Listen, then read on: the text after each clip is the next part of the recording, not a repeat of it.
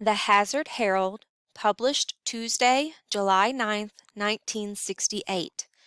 New college facility may not be ready by fall 1969.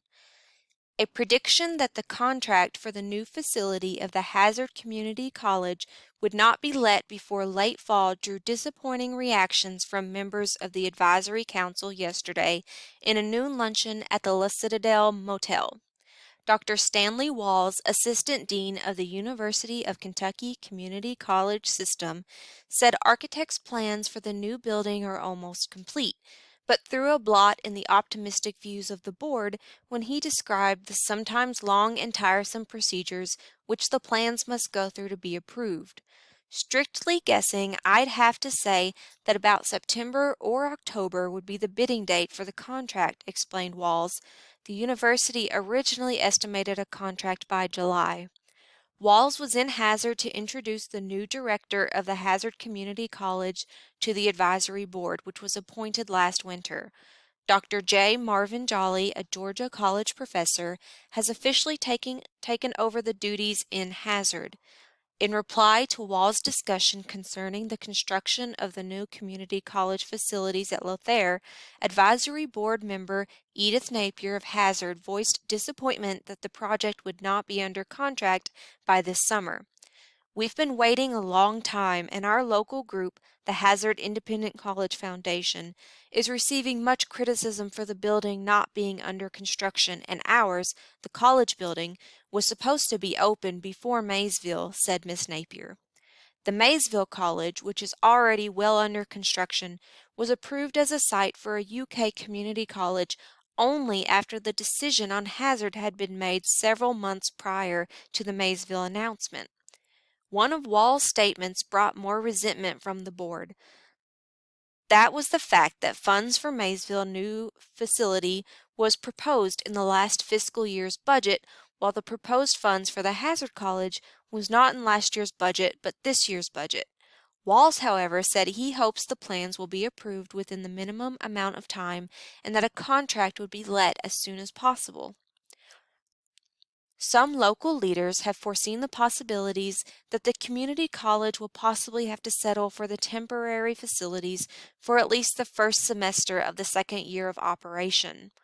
Roy G. Eversole, superintendent of Hazard City Schools, told the advisory board that the city school board has already extended the present one-year agreement with the university for its use of the Lower Broadway School building as its facilities.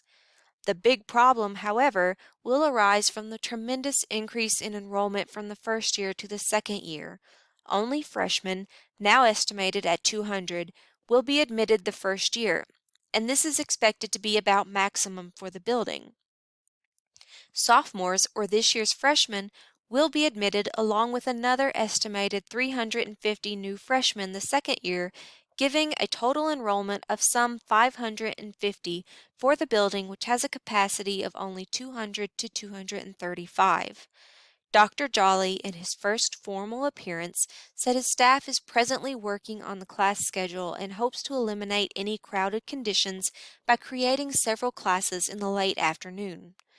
L.D. Gorman, Hazard banker and member of the advisory board, also informed the university that the local advisory group and other leaders would be in a better position to establish scholarship funds once work is underway at Lothair. Once construction is begun, we will be in a position to obtain several scholarships for the college, but initial construction of the facility is a must, said Gorman. We need to get this building on the road, insisted the Hazard banker. Walls promised to do everything possible to get speedy action on the plan, but reminded the group that tie-ups of federal construction funds for instructions of higher learning have hindered the university's progress. Superintendent Eversole told the board that remodeling of the old Lower Broadway building would be completed by August 10th. Dr. Jolly said 182 applications had been received by the college, and an estimated 119 students have been pre-registered. Announcement was made by Dr. Jolly that the community college would offer night courses the first year in the fields of secretarial work, continual education, and music. He said that the classes would probably meet on Mondays and Thursdays. The board unanimously approved by a resolution expressing its appreciation to Dr. Henry Campbell and his Prestonsburg Community College staff for assisting in getting the Hazard College underway this year. Dr. Campbell served as interim director since the university announced that the college would open this fall.